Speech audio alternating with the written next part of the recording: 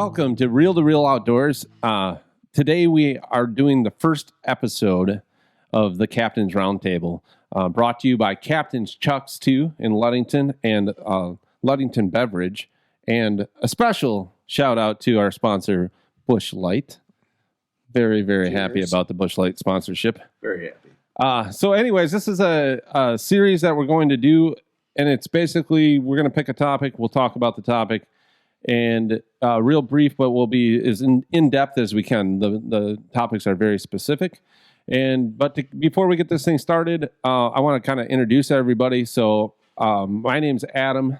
I'm a captain of the boat Hiatus out of Ludington. And next to me, we have Kevin Pomorski. I'm a captain of Feed and Time Charters out of Ludington. I'm Dennis Plumondon, captain of Clocked Out Charters of Ludington. And I'm Alex Bialik of Fireplug Charters, just a little bit farther north in Manistee.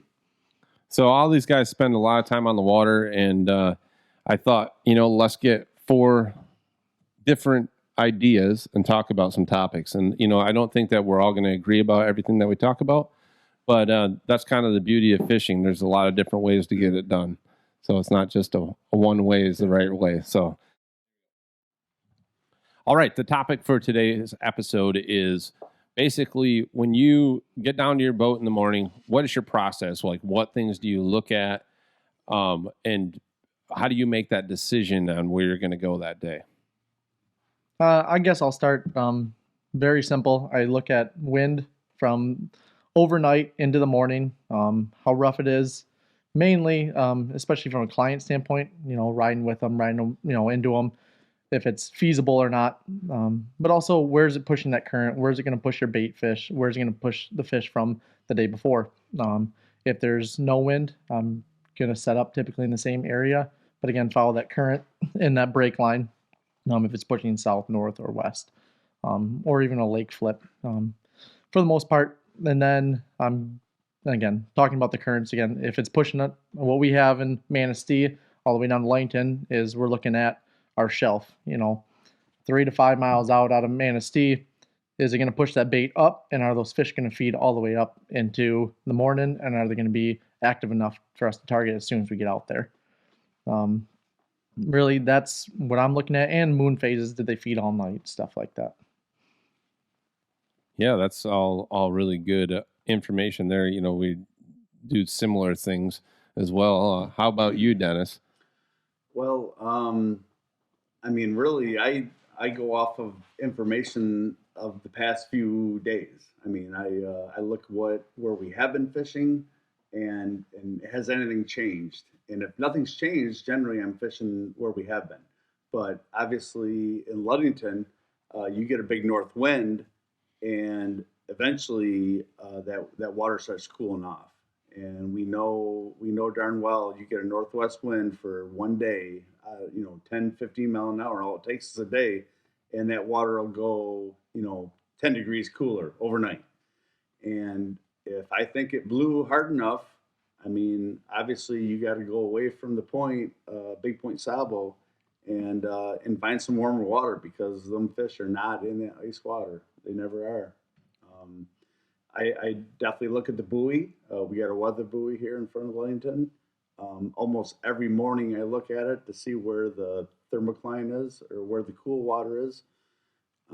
That helps me a lot determine whether I go north or south, for sure.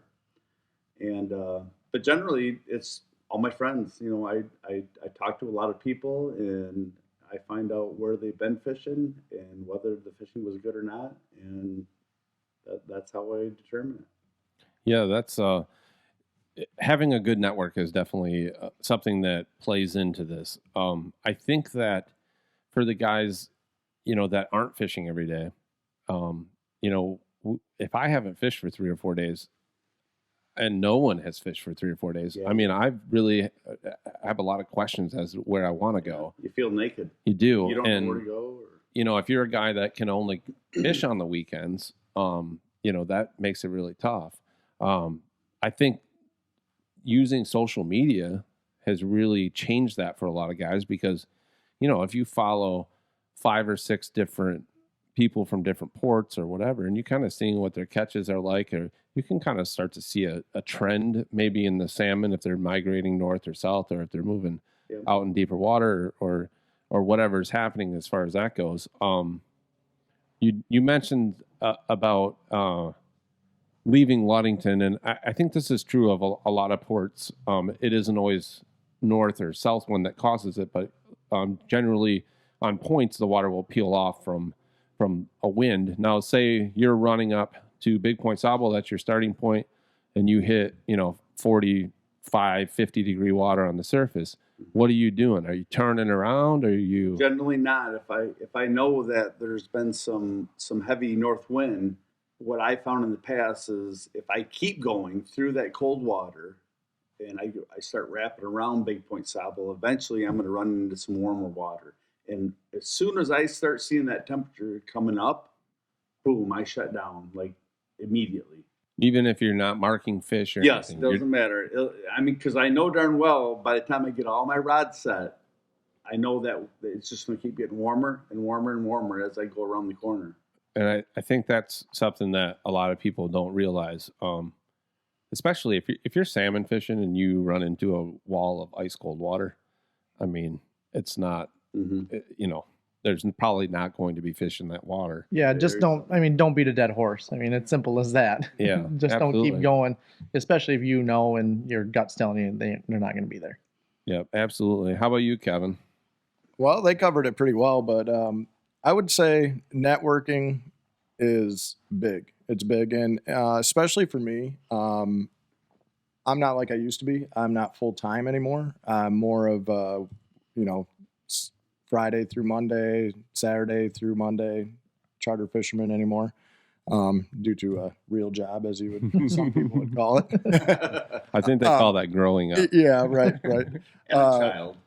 Yeah.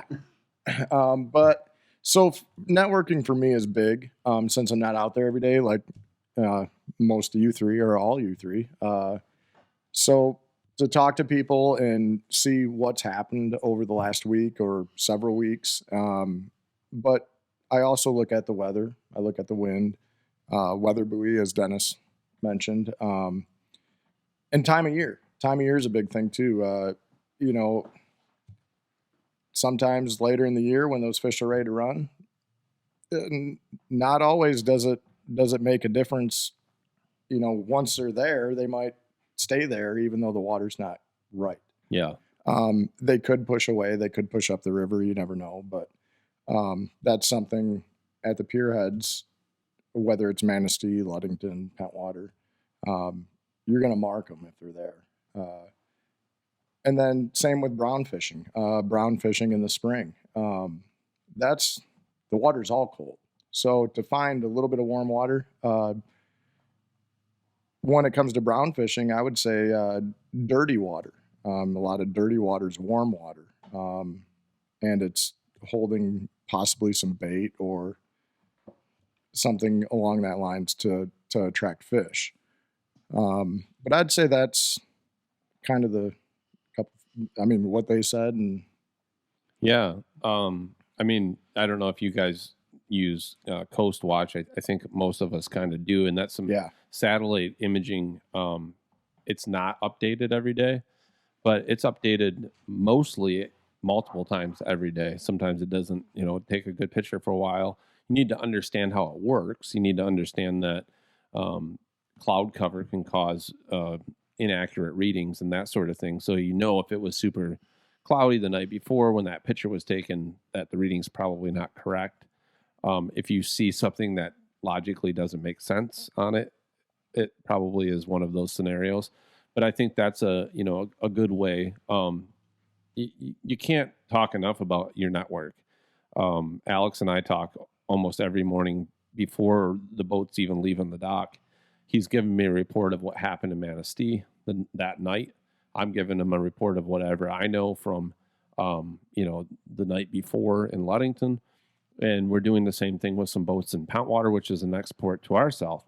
So having that ability to, have people that you can call and talk to, it does definitely change things. That being said, though, again, I think Big Point Sable gets beat pretty hard on the weekends, and I don't think it produces as many fish, especially per boat. So many times when we're on charters, we might fish Big Point all week, and come Saturday morning, we're going, off the project, we're going out straight out off the shelf, whatever we got to do to kind of find our own water and have that ability to turn around when you want to or work out when you want to. I think that's something that's important for people to always consider. Being where all the boat traffic isn't necessarily always the best thing. Oh, yeah. Back when there was hundreds and hundreds of thousands of salmon up at the point, it was when they were different. planting them. Yeah, It was but different. the way it is now, the way the fishery is currently, I think that finding good water that's the right temperature, has a thermocline where you'd want to see it, which I really like to see it around 60 feet.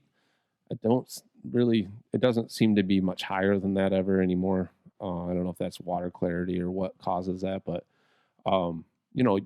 those are the things that we look for, but always kind of finding our own spot is definitely a consideration as well. Much like ice fishing. I mean, I'd love to think that I could go to my buddy's spot where he's getting them and set up right next to him and start catching a bunch of fish. But you know what generally happens is it kills both of them. Like, I don't know how many times I've been whaling on the fish, perch fishing, and you go there and you set up drill holes right next to him, and guess what? You're not catching them, he's not catching them, and I mean, Big Point Saple's that way. I mean, you get too many boats in there, and them fish they're not quite on. I mean, they don't bite like they should first thing in the morning. Yeah, absolutely. I truly think pressured fish either shut down or they slide out. Especially in shallow water. Absolutely.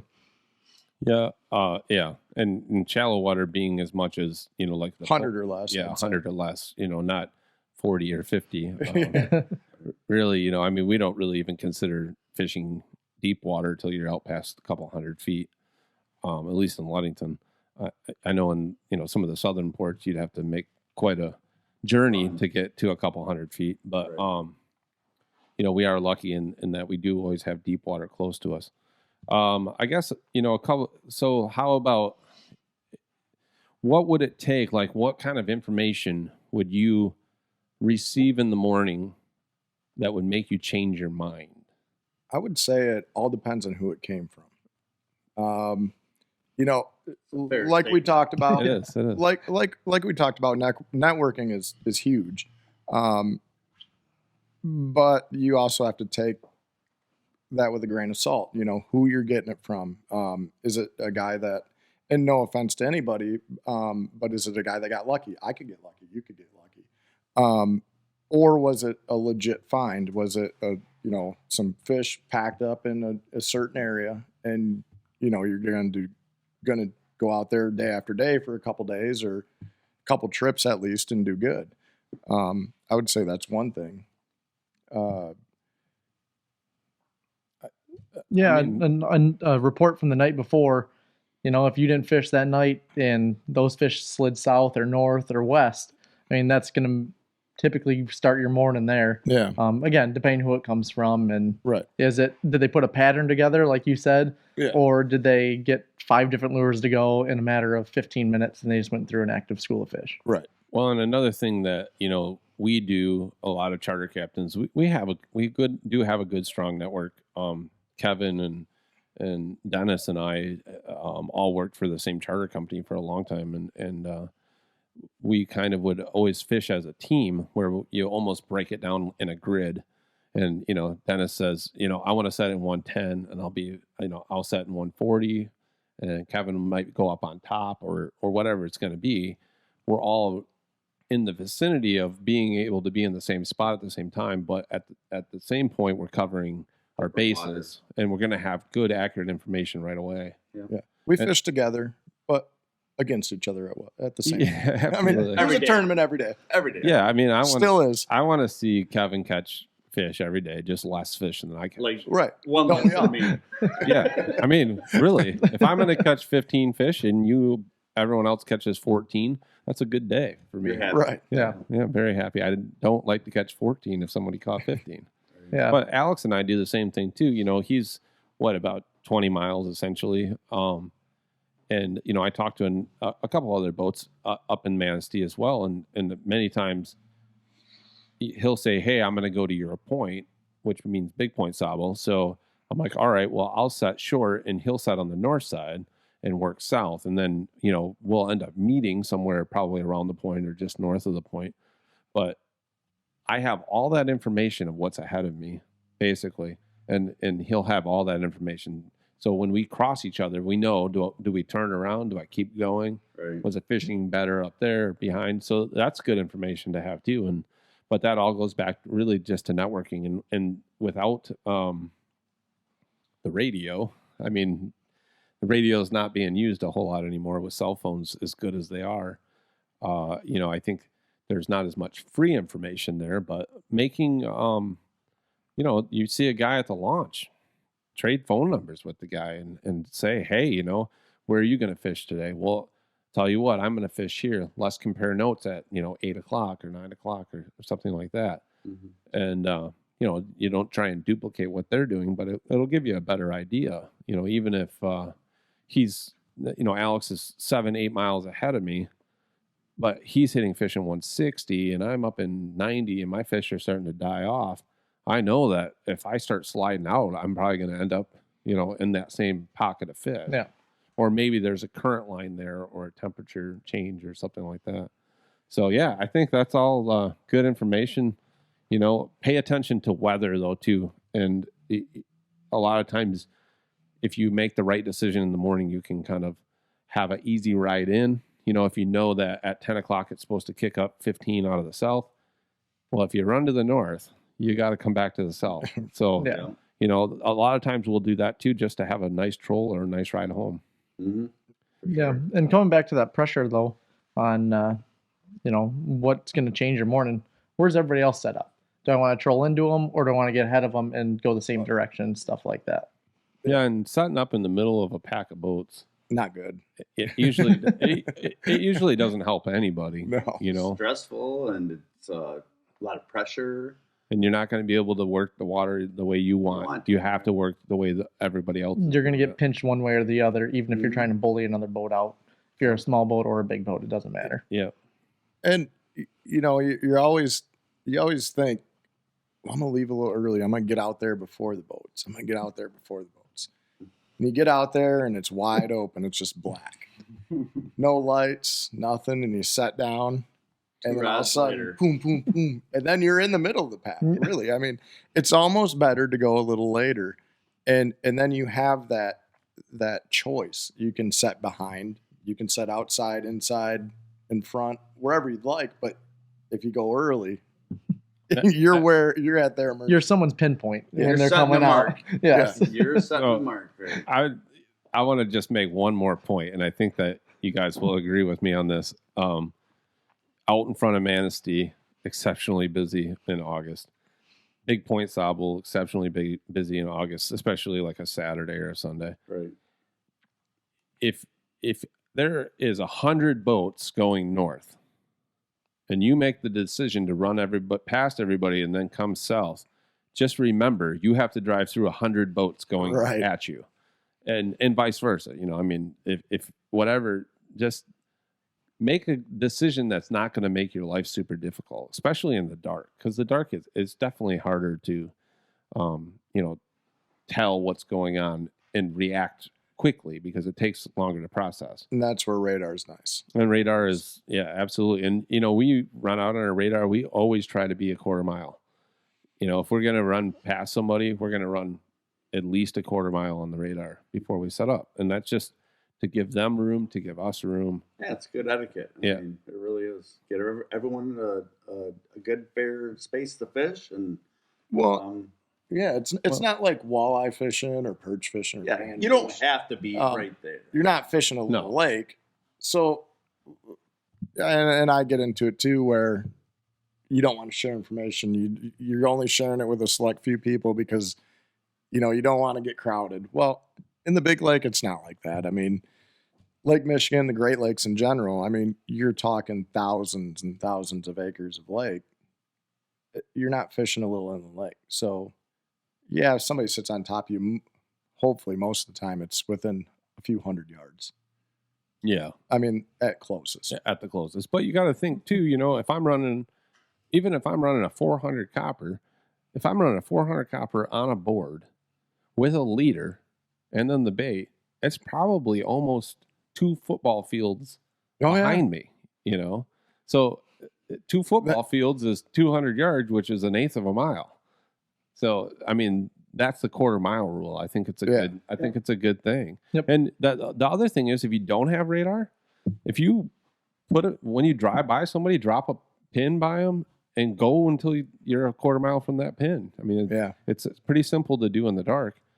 And the only other thing I'll say, it goes to the same idea about being the guy going the other way into people. If you're on the inside and there's boats all outside you, I mean, you're stuck in there. So, so if you don't want to be, that was a bad decision. Yeah, but if you don't want to be stuck in there, don't go there. Don't go there. Or if you do, I mean, you basically the only way you're gonna fix this situation is to pull lines and run outside. But which we've all done. Which we absolutely, because you'll see charter boats do it all the time. The only way to get out. Yep. The only way. When you just try to drive your way out, all you do is make people mad. You either lose equipment or somebody else loses equipment. Or it's no good for anybody. And nobody wants to cut anybody else off, because there's a very good chance if I cut Alex off because Alex made a bad decision, I'm going to be as tangled up as he is. Yeah. I'm going to probably have 5 or 6 rods that are wadded up in a ball. Yeah, everybody's screwed all the way around, both parties. Yeah, absolutely. But the hard part about this whole deal is where you're at and where you want to be a lot of times is like 100 yards. Yeah. Yeah. And that's all it is. Yeah. Like, so you're debating, do I pull all my rods in to peel out 100 yards and set back up? But I've done it. I have too. I've done it running by myself. Hot time. Yep. And vice versa. I've been pushed in, going, it's on me, and you end up hitting fish as you slide in because pressured fish move sometimes, and you just get lucky. Yeah, and especially if the water's not super warm up on top, very well there could be fish in there. Yep. But if you set up in there, you made a decision to be in there. You better expect to be there for a while. Yeah. At least for the first couple hours of the morning. Don't set up in 60 foot thinking you're going to slide out to 140. Right. Yeah. On the point. Well, in August. Once again, back to time of year. I mean, you can do that in June, May, July. Yeah. 2 in the afternoon. Once July comes, you don't set up inside and try to get out. Yeah. So those are, I hope that's some good information. Always in the morning, check your weather, check your radar. Always. I mean, even if the night before they said it, I mean, in Michigan, they can say it's going to be 70 and sunny and snow. So how are they going to be right about a thunderstorm or not? And especially those storms that pop up. So, make those good decisions for the safety of your vessel, whatever the size of your boat is. Look at the wind forecasting is getting a lot better. But, I hope that helps. And yeah. Well, they have that current map now. They do. Yeah. It shows that we didn't talk about that at all. And that's only been the last few years, if I'm not correct. I don't know. Can't really remember when they came out with that, but it's kind of interesting to watch that. Yeah, and if you pay attention to the current, if you get in a habit of every day looking at what the current's doing, you can gain a lot of information. And that was my opening point, was you can watch where that bait's going to get pushed and where those fish are going to push if they're relaxing. And that's on Coast Watch as well. Yes. So if you search Coast Watch, Lake Michigan or Lake Ontario, whatever Great Lake you're in, you can go on there. You can look at temperatures. You can look at waves, wave directions, current directions, speed of the current is in that as well. Yep. So, those are a lot of tools that are easy to check and free for all. So there's a lot of good information to be had there. All right. Well, once again, thanks for tuning in to Real Outdoors. The Captain's Circle is finally it's a new thing. We're excited to have it. These are a bunch of great captains from Ludington and Manistee. Alex is our Manistee boy. I just got to meet him last year, and it's been a good experience. We have a lot of good conversations, so check him out. Fireplug Charters. Dennis is our dock mate. Dennis and I have been fishing next to each other for a really long time, and it clocked out charters. So check him out in Ludington. And we got Feeding Time Kevin here. Kevin's one of my best buddies. He's he keeps me young, keeps me in trouble. No, Kevin's been fishing as long as pretty much he could walk. And yeah, the guy's been doing it a long time. He's kind of moved into family life, and he's doing a great job doing that. But I'm glad that he's here today. Check him out, Feeding Time Charters out of Ludington. And my name's Adam Knutson, Hiatus Charters out of Ludington. Check us out as well. But if you like what you saw today, two things: support our sponsors, Busch Light. It's probably not hard to get people to support Busch Light. No, No. great It's beer. pretty good. That is Pretty easy. Ludington Beverage, thank you guys. Check them out. They have a great product line in Mason County, Manistee County as well, Oceana County, kind of all over the west side here. And also Captain Chuck's. I mean, in Ludington, we are super lucky to have Captain Chuck's. Yeah, we are. And Scott's a great guy. Great service. They have great information. The people that work there are awesome to talk to. If you need information, stop into Captain Chuck's. If you need tackle, go online, call Captain Chuck's, whatever you got to do. Just get a hold of these guys. They're here for you. Sound advice, great products, and they have them. And they always have them. So, Yep. And if they don't, they'll get it for you. and they will. And their word's good. So check out Captain Chuck's. I think it's Captain Chuck's, captain-chucks.com. 2. Isn't it 2? 2? It could be. We're going to double check that, and I'm going to put it right here. Or over here. or right here. We'll put it somewhere.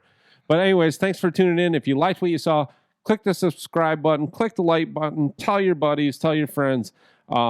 We just want to see you guys get out there, catch more fish, and have a good time. Until then, cheers. Cheers. Cheers. Cheers.